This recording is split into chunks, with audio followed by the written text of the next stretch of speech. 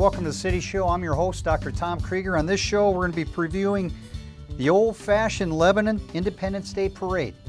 We're also going to tell you about upcoming history camp at Warren County Historical Society. Before we get to that, Richard Lynch has joined us today, and he has a brand new album and some exciting events at the Keeping It Country Farm. Here to share with us is Richard. Richard, thanks for getting off that tractor and putting your hammer down, because he builds barns too. I mean, you are just a real authentic American, and here to share a little bit about what country music really is. Not to slam the stuff that's out there. It's popular, but it's not the original stuff. And there's something to be said about the original. If I were to ask you what you do for a living, because you do so much, what would you say? Well, I play music for a living, I do, but the other thing else is the farm and everything. It's a paid hobby, but I do a lot of things for a living, but music is my number one objective. Yeah, I understand. You got started with your daddy. I did. Yeah. I grew up in a country music household. Man, my dad was an incredible singer, entertainer. I grew up in the morning. Dad would be up drinking coffee, and I'd jump out of bed, and Dad would be in there on the in the kitchen table listening to that great country music, and I thought, man, this is something I really enjoy, and it's just been a lifelong love affair. Yeah, I guess your dad was your hero, and you didn't realize how great he was until he was playing with some of the great ones, wasn't he? He was. At a young age, I got to go see my dad perform for the first time with a guy named Porter Wagner, and back then Porter was on television every Saturday night, and here I am, a youngster, just a kid, watching my dad perform with this guy I watch on TV. I thought, wow, my dad must be somebody, and that, you said you're 8 years old? 8 years old, and that very show, my dad asked me to jump up on the stage with him and sing an old song, a Buck Owens song back then. Yeah. I got a tiger by the tail, and I did it, and you might imagine that an 8-year-old kid got a pretty good response. And so I was bit pretty early by the country music bug, you might say. Yeah, either you're real inhibited when you're 8 years old, or you have no inhibitions. You strike me as the kind of 8-year-old who probably had no inhibitions at all. Well, I wanted to play. I wanted to make my daddy proud, and I wanted to play that music. If there's something about that that's been there at a very young age, and it's still there today. Yeah. How did that old country music influence how you write now? Did it have a big influence on you? Oh yeah, it's a way of life. Country music is what I love, but the country way of life is what I love. I'm very fortunate to have a wife that supports me with what I do in the music, and she loves the fact that we have a farm, and every now and then I get her out on the tractor and drive the tractor. We'll bale hay together, but hey, life's good. I'm a pretty fortunate guy. Yeah, it is. Now, what's this bro country? Well, everybody has their opinion, and a true country music fan that's been a lifelong country music fan, you can't convince them that today's country music is country. Yeah. They're not going to agree with you. And I'm not bad-mouthing it in any way, shape, or form. As a matter of fact, it's created an awful lot of opportunities for me, because the true traditional country fan kind of gravitate to the music that I'm playing. As a matter of fact, we got our music being played in 32 countries around the world right now, and hundreds of radio stations playing it. We do TV appearances, we do radio appearances all over the country. We just did a recording session with a European artist that will be aired in the near future. His name Christensen. For some reason or other, his name is escaping me right now, but Magni Christensen. Okay. So we'll just give you an idea as to what the internet has done for me, and the country music folks that want to hear that traditional sound. Yeah, something about traditional, original stuff. It doesn't die. But has the bro country, with the different sound, has it brought in new listeners that are now getting exposed to the original stuff and falling in love with it? I think so. There's folks that's never heard real traditional country music. That's hard for me to grasp, but there is folks that's never really heard it. As a matter of fact, we did a show recently, and some young folks has been asking me, where did you come up with that sound? I'm like, well, it's been around for a long time. Yeah, wow. But if they hear it, and if they've grown up with parents or grandparents that's introduced that sound to them, they gravitate to it, because once they hear it, they see that it's real. Country music is from the heart. Whether it's a happy song, a sad song, it's written with emotion. And I think that's where today's country music has kind of lost its way. It's really lost the emotion that traditional country music brings to people. Kind of makes me think of your first album, Last of a Dying Breed. Yeah, there's a lot of that. Yeah, now when did you write that and put that together? Because I imagine you've probably been writing for a long time, but when did you put that together? When did that come out? Well, I hadn't been in the studio. I've been playing music for right at 40 years, but I never had done a full-length professional album until 2013, which was Last of the Dying Breed. Yeah.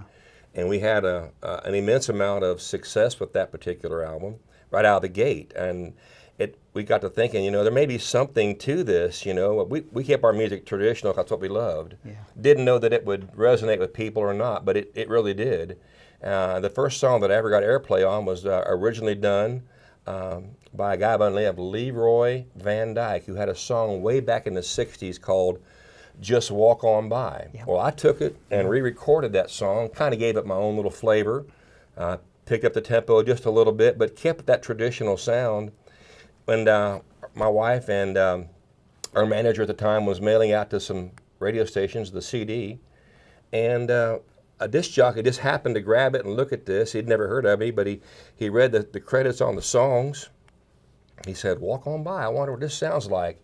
He spin it, and he told me that the lights on the call-in lit up pretty well, and got a lot of requests for it. And so he sent it to another friend, and accidentally it gained momentum, and it gave me credibility. And that was the first year that I was inducted into the Independent Country Music Hall of Fame. Wow. So just so happened that I re-recorded an old country song that I liked, and the rest of the songs on there was new music. But just by chance, that disc jockey found that song, and it started being played. And so I guess you know, luck plays a part of it too. Now, the last 5 years, you've been traveling all over the world. I have. Even doing cruise performances. What's the most memorable one that you have, if you're to pull, or one of the most memorable, because there's probably several? Well, I really enjoyed doing an Alaskan cruise. I did a show with Jimmy Fortune, and Jimmy was the lead singer, one of the lead singers of the group called the Statler Brothers. And we went to Alaska, and we got to do a show with Jimmy up there. And you know, the scenery, the music, the people that love that music. I don't think if I wanted to, I could forget that particular event. That was pretty spectacular. Now, I hope Donna I hope you pull her away from work, because I know she's probably the hardest working woman out there, right next to my wife, Barbara. Are you able to get her to get away and get to enjoy this time with you? You know, amazingly enough, did she go to Alaska on that cruise? She did. Good. We made a deal. It'd be terrible if she missed that. We made a deal. And she said, "Richard, you need to get in the studio, record, get your music out there." I said, "Okay, we'll do this." And then we seen that we were having success around the country and Europe and so forth. And she says, "Let's do another album." I said, "Okay, we'll do this, but on one condition. If we do these shows, if you don't go, I don't go." Yeah, good for you. So we're a team, and you know, I wouldn't trade her for nothing. Yeah. So I know how fortunate I am. Yeah, you are, buddy. It takes a team to make this work. Yeah. Now your second album, Better Place. What brought that about? Well, there's a songwriter in Nashville that influenced a lot of people. He had a lot of songs that was written by people, or saying that he wrote for other folks like George Jones and Alan Jackson. His name is Billy Yates. We got to meet Billy, and we wanted to pursue the follow-up album. And Billy wrote every song on that particular album because I just fell in love with his music.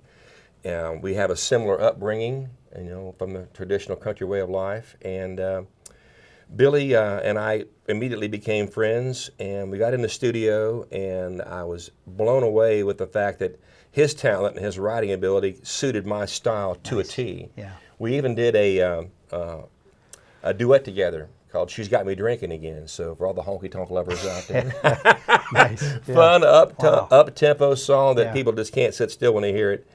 And ironically enough, that particular album, the title track was "A Better Place."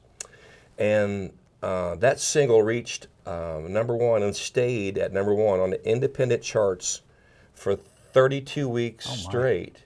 And that hasn't been surpassed since then. Yeah. So that's, you know, that tells me that once again we're on the right track. We're finding good music. We're in the studio with Nashville musicians that are phenomenal. And to be friends with people like Billy Yates and the folks that make all the waves in Nashville, that's not a bad day. Yeah, they probably feel the same way about you as far as keeping them in touch, because as fame goes up, sometimes things get lost. And with you working on your farm and building barns, I imagine you probably cut your hands on some fences. Is that what brought that third album, Mending Fences, along? Out there, oh, man, I got a song here. Well, I was lucky enough that on the third album, we recorded that in 2017, and I put 2 of my songs on that album that I had written, and the rest of the songs was written by Nashville songwriters that are just superior, just absolutely phenomenal writers. And I wanted my song represented that I wrote, but I also wanted to make sure that I'm getting the best music on every album I do, whether I write it or you write it or whoever writes it. I'm about the song. Yeah. The song has to be what really touches me. And if it touches me and I can deliver my emotion into that song, ultimately it catches and touches the people that are listening to it. Nice. So I really want it to be about every album I do, I want it to be about the song first. So the Mending Fences album was huge. It's catapulted me to play with artists like Rhonda Vincent, and Rhonda is better known as the Queen of Bluegrass. And now she's a country music artist in her own right, and an incredible one. And we did a duet together on that particular song, and on that particular album, I should say. And it was called Back in Love Again. And we didn't make a Grammy nomination, but we were in the hunt to be nominated for a Grammy nomination on that particular album, on that particular song. So that's, in and of itself, for my third album and to be new at the recording business, that's pretty gratifying. You were talking earlier with me about how it's different now, and you get your music out on the internet to about 1 million people. That's amazing. Well, it really is. It depends on what station. We do lots of radio, TV, and a lot of the internet stations around the country and around the world. That's created an immense amount of opportunity that we probably wouldn't have had 20 years ago. Wow. But the truth of the matter is, whether it's a traditional TV show, a land-based radio station, or internet, people just want to hear what they want to hear. Yeah. And if they're entertained and they're hearing something they can connect with, I think that the internet has created that opportunity for lots of folks like myself. Your newest one, Think I'll Carry It On? Yes, sir. Okay. When did this come out? Is this recent? Brand new. My goodness. This has been released 2 weeks ago. Yeah. The title, Think I'll Carry It On, basically says how I feel about my music. I'm very proud of this one. I'm proud of all of them, but I'm especially proud of this one because I wrote or co-wrote every song on that album. Wow. And I mentioned earlier it's all about the song, so I had a great feeling about every one of those songs. And the title, Think I'll Carry It On, states the fact that I want to keep and carry on that traditional country music that my dad bestowed in me as a kid. Yeah. Now where did you record that? Was that in Tennessee or at your place? In Nashville, okay. At the Beard Recording Studio there in Nashville, Tennessee. They've had a list of credits with some of the biggest names in country music that they have recorded with and worked with. So, it's amazing that I get to bump elbows and rub shoulders with all these guys and gals that's been my heroes for all these years, So, do you enjoy being on the road, or is that going to be kind of tough? Are there tough things about that? There's good things and there's tough things. I enjoy doing it, or I wouldn't do it. Yeah. I got a lot of responsibilities right here in Warren County with the farm and everything that we do.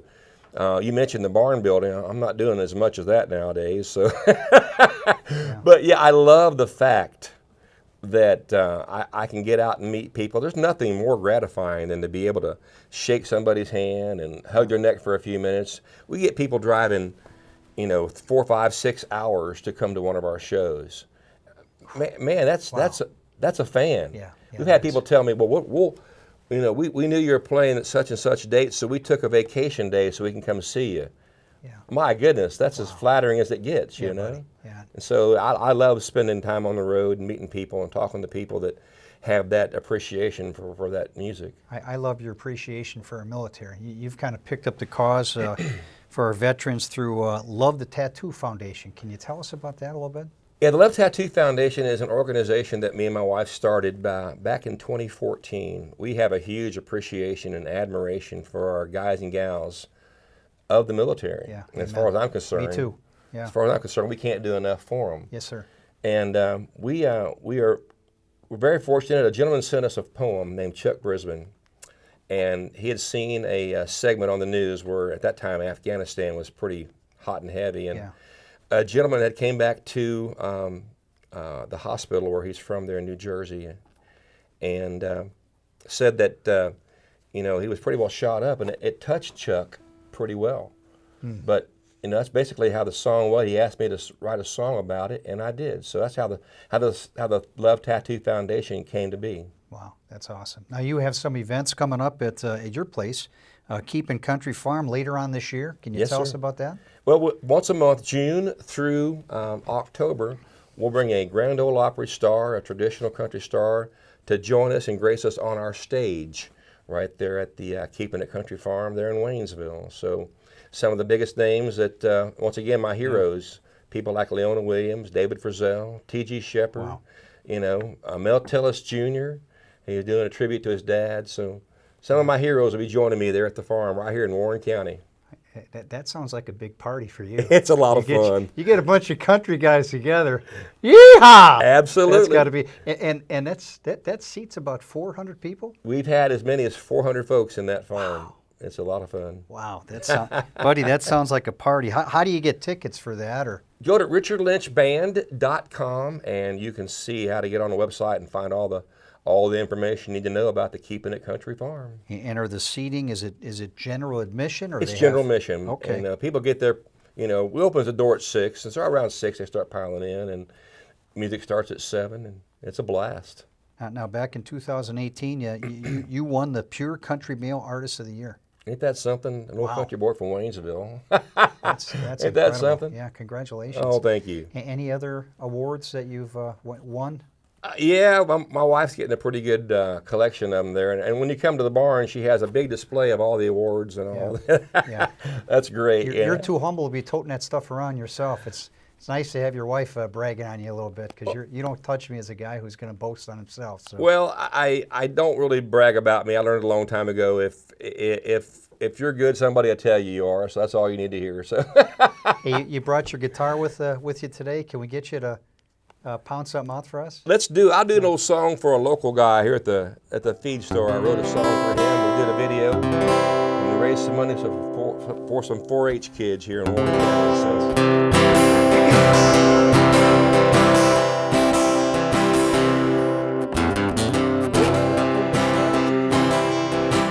I remember well how I love the simple way of life. There was lots of work to do, but we had fun there too. Seemed like we were always fixing that old barn. When the weekend came, we'd all ride into town, listening to Paul Harvey and the Farm Report. I didn't know back then that I'd miss it now. What a boy can learn at the old feed store. Life is so much easier back then. My mind goes back there to when a simple riding dad's pickup truck, making memories galore down at the old feed store. I've had so many blessings, more than I deserve, and I'm thankful for all the things I've got. Well, I'm thankful for direction and all of those corrections. Mom and Dad, they taught me quite a lot. If I live to be 100, I got no regrets. I could have never asked for anything more. and the country way of living, and the fact that I was given a chance to be around that old feed store. Life was so much easier back then. My mind goes back there to when simple riding dad's pickup truck, making memories galore down at the old feed store. Down at the old feed store. Woo! That was awesome. Hey, we'll be back with the Independence Parade right after this break. Thanks, Richard. Thank you.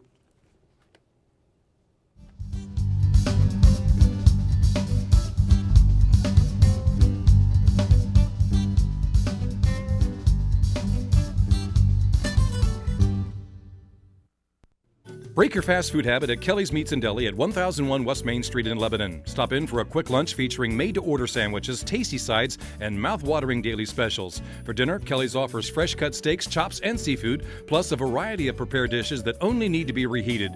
You'll also find a large selection of high-quality wine and beer that can make any meal a special event. Kelly's Meats and Deli open 8 a.m. to 6 p.m. Tuesday through Friday, 8 a.m. to 5 p.m. Saturday, now open for dinner Saturdays 6 to 9 p.m. And remember, we cater too. Both my legs were amputated due to an IED. It's when you start to try to get back into like an everyday life. I absolutely felt like I lost some of my purpose. There must be something more. When DAV came into my life, they gave me a new mission. I could still be a productive member of society, could still support a family. The DAV gave him that sense of structure and purpose again to get his life back together. Visit DAV.org to learn more about our mission. Have a shoulder problem? That's pretty common. The shoulder is a complex, 4 different joints, 28 different muscles, which requires a unique approach, which is what we do. Chiropractic adjustments to the joint, clinical massage to the tissue, and therapeutic exercise to help re-educate and strengthen that area. If you're looking for great care for a shoulder problem, call our office at 933-9799 to schedule your free assessment of your shoulder problem. It appears these hot ashes are about to be dumped, which could possibly start a wildfire. How will Smokey deal with such a hot situation? The garden hose defense. Next, a thorough stir. Then another spray. And finally, feeling if the ashes are cool. Oh, yeah. Ah yes, the selfie. A ritual practiced so frequently with this tribe, but not so much by Smokey Bear. Only you can prevent wildfires. Hey, welcome back. How often do you get an opportunity to take a brisk stroll down the middle of Broadway at 4 o'clock on a Wednesday afternoon? Bill Childers is here today to tell you what you can do to be participating in the old-fashioned Lebanon Independence Day Parade. Bill, welcome. Thank you, Tom. Yeah. Nice to be here. We're talking briefly in a break about last year, and we had that looming storm. It was scary. Oh, my. It's, yeah. I preach safety every year about this parade. You know, people throwing candy and doing things that they shouldn't be doing. And I wonder about the weather, but last year was the worst time it's the most nervous I ever got. I'll put it like that. We made it though, didn't we? We made it. Yeah. It took some work. It was scary. It was close. Yeah, I'm with you. The parade is July 3rd at 4 o'clock. Is that right? That is correct. We start off at 4 at the school. Right at 4, I send Chief Mitchell down the street, and the Sheriff's Department color guard comes behind him, and of course we'll have the mayor, and then the floats start showing up, and the participants start walking down the street, and you can say hi to your grandkids if you're not marching with them. And, the high school band always does a good show for us. Just another component of our great city. It's what makes us Lebanon, Ohio a great place to live. Yeah. Did you learn anything from last year with that weather as far as preparation? So if something like that comes upon us again, is there anything you can do? I didn't learn anything that I could do to make it better. Yeah. If it got like that again, I would probably send everybody back to the starting positions as quickly as possible, any way they could get there. Of course, you want controlled chaos, but you still want them to get back quickly. I've had rain before, and I've had storms just slightly ahead of the parade. Yeah. I've never had one come in like that. That one was scary. I guess an evacuation plan as far as where do you push people toward as far as someplace that's safe? Send them. They got to go. Get them home. They got to get back to their cars or get into a building or one of the businesses. The businesses people are very accommodating to us, and if it got really bad and we had to bring people in there, I would just tell them to go in and pray for forgiveness later. But you got to get the kids safe and that type of thing. Now I imagine everything's planned. Is there a chance for somebody to still be able to march in the parade? Oh yeah, it's not too late. No, we'll be sending out invitations to people who inquire right up until the 26th of June. Oh my goodness! And I usually take about 2 days to stage it, just to make sure everybody's where they ought to be. But even at that, we've been known to make accommodations, and I leave vacancies for people who think they're in the parade and aren't. And you have to have places to put those folks. And we plan that. It works. Obviously, independence is a big part. But is there another component to the theme for the floats? Does that vary each year? Yeah, it varies each year. This year it's called Happy Birthday America, and we're celebrating America's birthday. So all the floats that intend to win anything have to conform to that theme.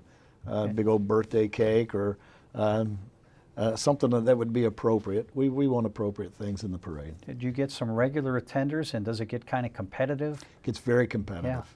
It's amazing. Who won the float last year? Oh, geez, I knew you were going to ask that, and I can't tell you. I didn't bring those. Who are some of the bigger ones that participate? Warren County Democrat Party is a very, very aggressive competitor for that competition, and they win or place every year. And then the others are divided up. I imagine if the Democrats got a float, the Republicans are going to have a float too. They don't do so well with it. Really? They don't. Oh my goodness! Yeah. Democrats beat them every year. Oh my goodness! Yeah. It's amazing. Come watching on, you Republicans, step it up. I've tried to get them to do it. We'll get there. And sometimes they do, sometimes they don't. But Liberty Tax has won several times. They always have a good float, and the Cowboy Church had been a good participant. So they've won a few trophies, and we definitely hand out the trophies each year. And when they come by the podium to be filmed, they usually have their trophy on them, and we make a point to get the trophy winners up to the speaker, which is usually Bucky Fullen. Yeah. And he announces it as they come by, so it's pretty cool. And we also get the first, second, and third for the cars and trucks. The antique cars are cool, and they are. And the hot rods are cool. And one year we had a Mustang decorated like a flag that was a new Mustang that got very highly. Wow! It was mentioned a lot. Now, was that by Ford? Did Ford enter that, or is that no? It's a private guy. Yeah. I couldn't tell you the guy's name. It was a beautiful car, and he'd had it wrapped. I'm sure. I mean, it'd be hard to paint American flag like that, but it was gorgeous. Yeah. What's the route for the parade? Where does it start? Where does it finish? It'll start right in front of the I believe it's called the Barrel House now. Yeah. And we line up in the junior high school parking lot there and on the street, and we go down Broadway. We go down to the library. Yeah. We make a right, and then we make another right. I believe that is Sycamore. Okay. Take it over to Silver, go up to Silver, then back onto Water. And by then everybody's home, and we try and not disrupt traffic. The way the city's got it now, the traffic is routed around so that we don't create havoc with the traffic. It's going to get a little slow, but it's not like it did. It was the first few years we did it. So when do the participants need to report for? Well, I'm glad you asked that. 2:45 is when I want people to start arriving, especially if they've got a trophy. But everybody should be in place no later than 20 till 4. Okay. That's the two most critical times. We don't want everybody arriving all at the same time, but if we have animals, we don't want them suffering in the heat as well. Hopefully the weather will be cooperative this year, and we will be able to get a few horses and maybe the llamas and a few puppies, but we don't want puppies and llamas and horses getting overheated, especially on the dogs with the asphalt. So you said if they have a trophy, so they're judged before the parade? Yes, they are. or it's judged before and parade. how many judges do they have? Are you one of the judges? No, distance me from that. I don't. You're a wise man, Bill. Yeah, yeah. I don't need those kind of you could issues. probably get some good bribes out of that. Yeah. Oh I no. know. Yeah, that'd be bad for a banker to take bribes. That's true. Yeah, forgive me. But we have several different people we use, and off and on over the years it changes. Okay. This year I'm hoping to have someone who helped us last year do the judging of the floats. The cars, I'm hoping one of the car dealerships will be able to do it. Okay. I generally have the Lebanon Chrysler Plymouth do it. It recently changed hands though, so I talked to Gordon today, and he's going to see what happens and see if they're able. They may not be organized enough yet to be able to help. So you got a trophy for the float, and you got a trophy for the cars. Yep. What other categories are there? That's it. Okay. That's it. Of course, every year the people who participate from donating time and helping us make this happen get recognized. There's a plaque out here on the wall for Joe and the city television program for helping us. Yeah. Joe does it every year, and it's just great. He's tireless. He really is. So are the guys. They're just amazing. Oh yeah, they'll be out there filming and recording. It's just great. I love it, and that's part of what makes it what it is. I mean, it's Lebanon. It's a hometown parade. Yeah, it is. We want to keep it a hometown parade. Who would you like to see involved in the parade? Well, of course, the high school band. Also like to see civic groups, Girl Scouts, Boy Scouts, farm families. 4-H is 4-H. In fact, 4-H is going to be a big part of it. Yeah. This will be the third year that rather than having the 4-H float parade up at the fairgrounds, they've joined us. Nice. And they award their own trophies and winners to their particular kids groups. Great group of kids. It's good to see them recognized for the hard work that they do. Oh yeah. And Joe Wilson is very key in helping us with getting that out there. And he knows how to make it happen. And Fair Board is wonderful people, and I'm glad they're part of the parade again this year. I guess when it comes to putting together a parade, it really does take a village. How many people does it take to put this together? That's got to be a lot of work. Nicole, Debbie, and I do this side of it. Yeah. But we have to meet with the city. We have to meet with the police department. We have to meet with the street, the utility people. It takes probably, just in the city employees alone, probably 20 or 25. Oh my goodness. And of course we have Amy riding in it, so we got to have the mayor up front and have a car for her to ride in. But in addition to that, we have Jacobs Towing, who provides us with our announcers area, and the people who make the trophies are involved with it. We also have, it's called Downtown Lebanon. LCMB sponsors it, but Downtown Lebanon is a big part of it, or Main Street Lebanon. But it takes all of that to happen, and there's a lot of volunteer work. And people do it tirelessly each year, every year, and it makes my job a lot easier. Can't have enough volunteers. Are you looking for more volunteers? Always looking for volunteers. How do they find out about this stuff? Well, if you don't mind, I'd like to give, you can reach, I don't take the emails anymore, but they go to Debbie and Nicole, and their email addresses are dstevens, as in Stevens, Debbie Stevens, dstevens@lcnb.com, and Nicole Perfetti, which is NPERFETTI @lcnb.com. Or the truth of the matter, if you don't get that, just call the bank and tell them you'd like to get in the parade. Nice. All the people that run the switchboard, they know who to get a hold of. Okay, good deal. So it works. We get them in every year. What's your favorite part of the parade? My favorite part's no doubt the kids, watching the kids in the band. The horses and the critters are cool. I like that. And it used to be we had a group called Dogs on Hogs, and it was older gentlemen that had little Pomeranians, I believe they are, and they put little goggles on them, and these guys would ride their Harley Davidsons around in the parade. That was really neat. And the llamas are cool. I guess the whole lot's my favorite, especially the old cars too. I guess if it all wasn't my favorite, I wouldn't do it at all. How do you not love a llama? Yeah, I know. They're just so. I guess if they spit on you, well, they can be cantankerous. Yeah, they can be. Yeah, they can be cantankerous, but it's always fun to see the kids and and the animals and the cars and just the whole community. Yeah. The audience is always fantastic. It is. Yeah. They're always nice. They're good to the if somebody has a little problem with one of their animals or a car breaks down, nobody gives them any hassle about it. It's like, man, it's a parade. What time you recommend people start setting their chairs up? Well, because the parade starts. The parade starts at 4. It starts at 4. 4 o'clock. Okay. So you'd want to be lined up probably. If you're going to be not lined up, you want to be sitting out to see the parade probably by 3:30. Okay. And that's July 3rd. July 3rd, okay. And it precedes the big party up at the park where we have the fireworks and the music and all that going on. Wow.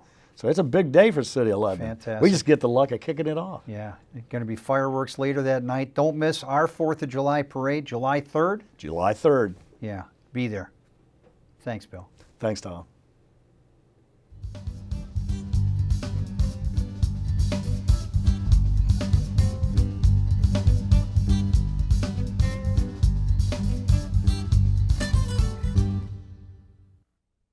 Bob Pulte Chevrolet always gives you the best. Best price guaranteed. Best trade-in value. Best selection. Best financing on all new and pre-owned vehicles. See for yourself at bobpulte.com. And you'll love the Pulte price. Since 1954, Hardee's Interiors has been providing quality furnishings for homes in and around Lebanon, Ohio. Today, you'll still find quality antique and vintage furniture along with new made-in-America furniture of all styles. At Hardee's, you can create a mix of furniture and accessories that truly reflects your personality, all made to last a lifetime. Designers are welcome, and so are you. Hardee's Interiors at 208.5 Wright Avenue or online at hardeesinteriors.com.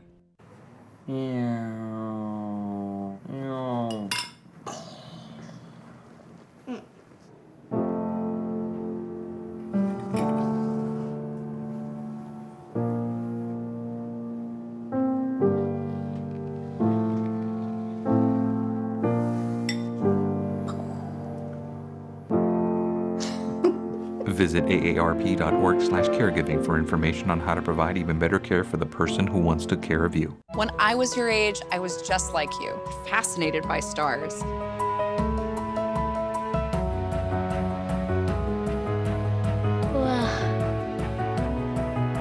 But now I get to search for life in the universe. And who knows, maybe life is looking for us too. So we're like aliens to them? Yeah. Does anyone want to be a scientist now? I do. Awesome. We need more girls in STEM. Maybe we can find aliens. Bob Pulte Chevrolet always gives you the best. Best price guaranteed. Best trade-in value. Best selection. Best financing on all new and pre-owned vehicles. See for yourself at bobpulte.com. And you'll love the Pulte price.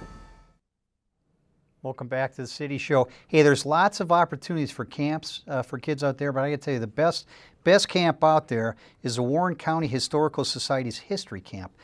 John Zimkus has been running those camps for 27 years. Yes. And he's back again this year with another fascinating experience for the kids. John, welcome to the show. Well, thank you very much. It's nice to be here. You've been a teacher prior to that. Yeah, I taught 35 years here in Lebanon, and there's probably many people out there watching this who were my former students. Wow. Well, Richard was. Okay. Yeah. Okay.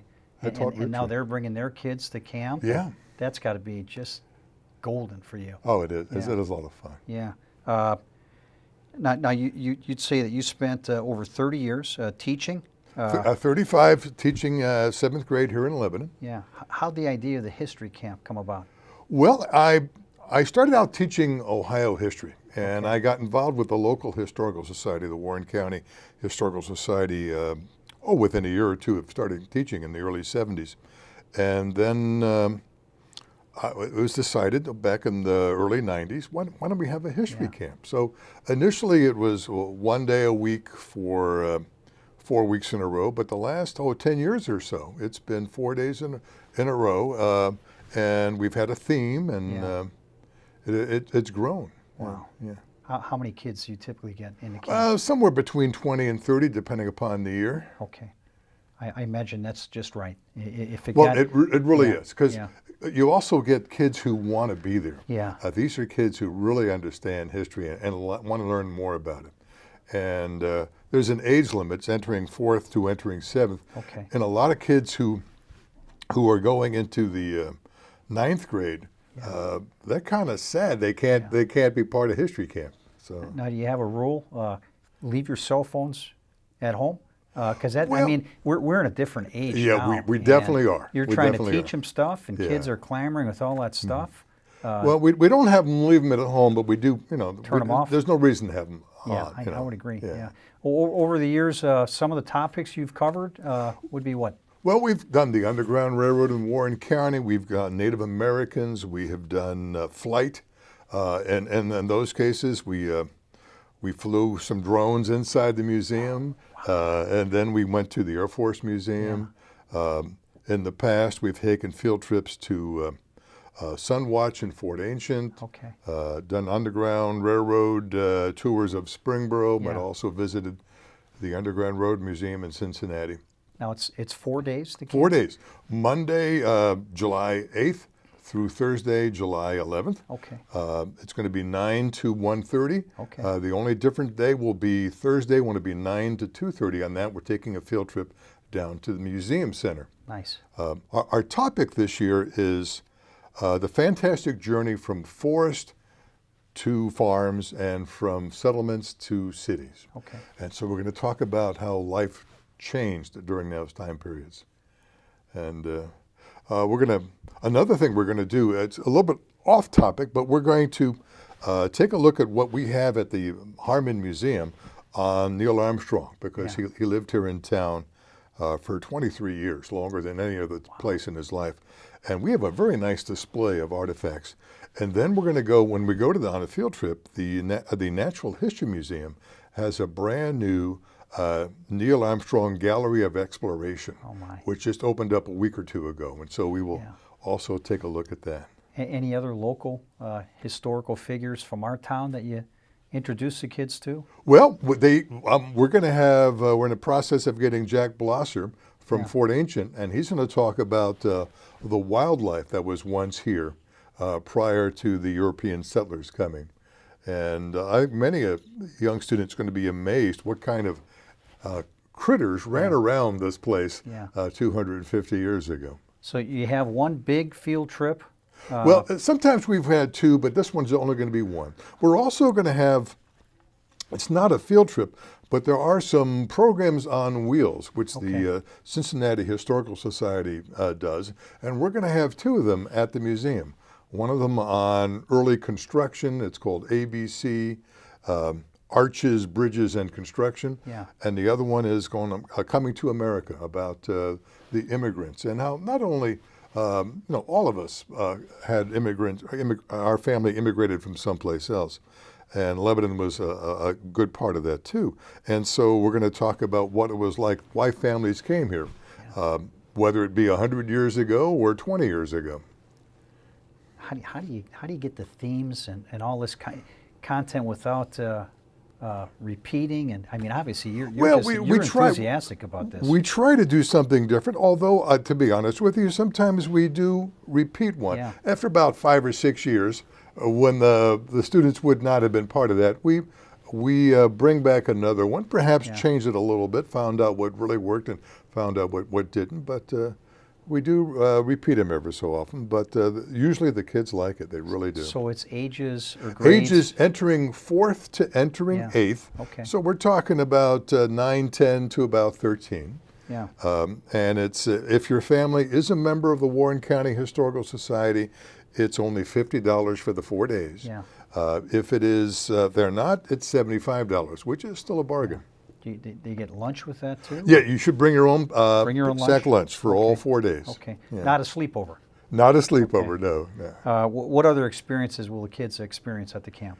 Well, we're going to be doing some playing the history detectives. We'll break the class up into teams, and then we'll have a series of objects where they're going to have to figure out, first off, what was it made of? Was it one of the 6 simple machines, which we'll be studying prior to that? Who used it and what was its purpose, And so there'll also be a scavenger hunt through the museum, finding things, and we'll talk about the passenger pigeon, which at one time was so plentiful in this area, it blocked out the sun when they flew in flocks. Oh my. And now it's extinct. Oh my, yeah. And we'll talk about how the very last one died in the Cincinnati Zoo in 1914. Oh, my. Her name was Martha. Yeah. Now, 25, up to 25 children.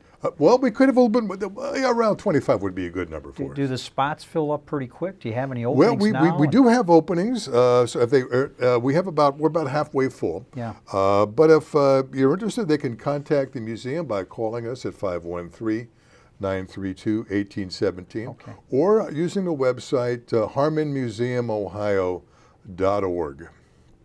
Do you have many helpers? Because this is Jeannie, an impossible mission for one man. Well, yes. We do have a couple. Jeannie Doan, who's the exhibit curator, does assist me. And we have 2 former campers who wanted to come back. So they're coming back as one of our helpers. Wow. So that's awesome. And they're thrilled to be coming back to it. And when you go to the main, when you travel, how do you get a bus? We do have buses. Yeah, Okay. we hired a bus to take us on our field trips. And what else is happening right now at the museum center that you can tell us about? Right now we're currently having a fantastic display of wedding gowns from the 1870s to the 1970s. Wow. And we have 18 on display, and it's pretty interesting. We've had a lunch and learn about that, which is a series of lectures we have every year. We're also in the process of ending our art display of John Vacaleris. Yeah. And in a couple of weeks, we're going to have C.F. Payne, one of the great illustrators in American publishing today, who actually lives here in Lebanon. Oh, my. And he will have his art on display. And we have lots of other neat things going on for people who like art or people who just like history or both. Yeah, you're a busy guy. Yeah, we are. Yeah. Now, I take it you're at the museum when you're not doing these. Yeah, I do. Camps is just, you're not just a summer gig guy. This is what you do. You work at the museum as well? Yes, I do. I work there a couple days a week. I'm the historian and education director. So if people want to research their family history, I can help them with that, and in our research library. And I also work at the Golden Lamb as the house historian there. Wow. Yeah. Wow. Now, are there memberships available for the Historical Society? Yes, there, I believe, are $40 a year. Okay. And with that, you get free admission to the Historical Society. There's also a family membership. And with that, the family go to the Glendower Mansion or the Harmon Museum for free because they're members. Plus, they get the discount on the history camp. And also, if they go to a lunch and learn lecture, there's a discount there. You have the voice that's perfect for this. You know, as far as being able to, you would be the guy that I would pick to do this. Is this something you've grown into? Did you find yourself just getting better and better? Well, I did. You know, when I was a young boy, I was very shy, and then people said, "Well, you've got a nice voice, John." So that encouraged me, and now I'm not afraid to speak in public. Can you tell us something about Glendower? Well, Glendower is an 1845 mansion, the Greek Revival mansion, built on what was once called the Floraville Hill, which is just a hill just a half a block from where we are right now. The first of 5 mansions, and it's open for the season, Friday through Sundays. For tours. 4 o'clock. Pardon? For tours. For tours, yes. From 12 o'clock until 4. Okay. And do they do weddings there too? I think we have done weddings on the outside. There. Yeah. Yes, we do not rent out the facility for weddings on the inside. Yeah, but at the backdrop and the backyard or front, it's a beautiful place. Now, where do we get more information about the activities at the Historical Society? Well, you can catch us on Facebook for Harmon Museum or harmonmuseumohio.org. There's also the website, same thing, Harmon Museum, Ohio, and also calling us at 932-1817. And again, with the history camp, how do they find out about that? Well, the same things, the phone call or the website, but it's going to be July 8th through the 11th, 9 to 1:30, except for Field Trip Day, which will be that Thursday, the 11th, which is till 2:30. You know, if the kids ever get bored this summer, I'm bored.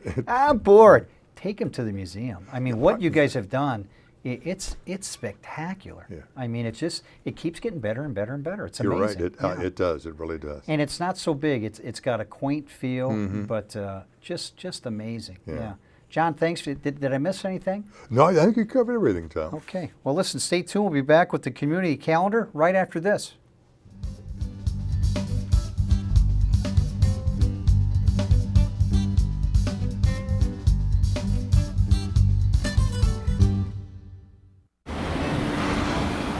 Hey, let's check out this park. Oh, wow, that's really cool. To find a great local park or forest near you, go to discovertheforest.org. Disaster tips from the objects left behind. My home wasn't insured, but you can check your insurance policy now to make sure you're covered. Oh. My savings are lost, but you can put money aside and plan for unexpected disaster costs.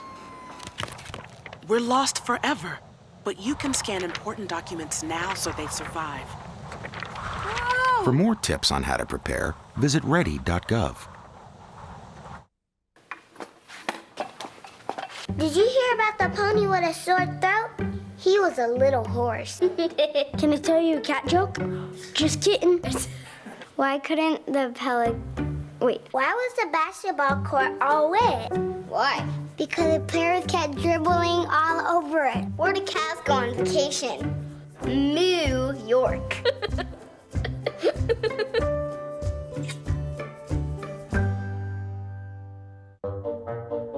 They call me Prince like I'm royalty or something. But the places I've lived ain't no palaces. So I don't need grilled salmon or a new scratching post.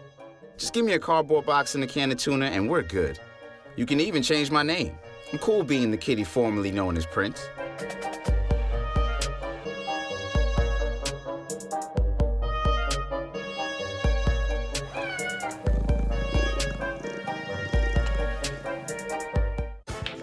Made her college years possible, opening that education savings account when she was little, spearheading campus tours, and deciphering financial aid. If you can ace planning for college, you can do it for retirement. Get on track with tips at aceyourretirement.org.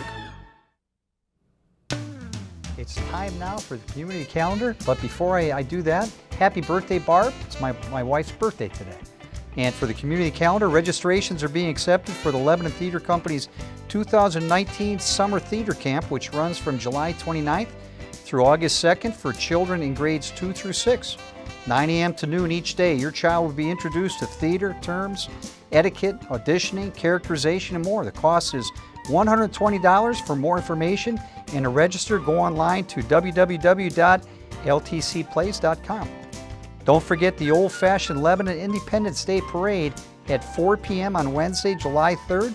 The parade will start on South Broadway from Lebanon Fairgrounds to Main Street and then double back along Sycamore and Silver Street and Broadway to the Fairgrounds. Beware that traffic will be stopped on those streets during the parade. Now it's time to make your reservations for the 4th of July's campout at Caesar Creek State Park from July 4th through the 7th. There'll be free kayaking, canoeing, archery, and more to keep your family entertained all weekend. More information is available on Caesars Creek State Park Facebook page or by emailing caesarcreeknaturecenter@gmail.com. The Warren County Senior Citizens Club will hold their monthly free potluck lunch Monday, July 1st at the American Legion Hall at 620 North Broadway in Lebanon. Just bring a side dish or your favorite dessert, and you can enjoy a delicious meal in the company of longtime friends and new acquaintances. There'll be a short business meeting after lunch, followed by games and prizes. Be sure to wear your best red, white, and blue. If you want to learn more about butterflies or share your knowledge with others, then you should consider the Butterfly Census on July 6th from 10 a.m. to noon at the Visitor Center at Caesar Creek State Park. Park rangers will lead the program as you count butterflies in conjunction with the annual count conducted by the North American Butterfly Association. The event is free, but you must register by calling 513-897-1050. Well, that's all we have for this week. Boy, it sure has been raining. Get an umbrella. Hopefully the stuff will fade away, and hopefully we'll see some good flowers blooming. See you at the 4th of July parade. Thanks for joining us.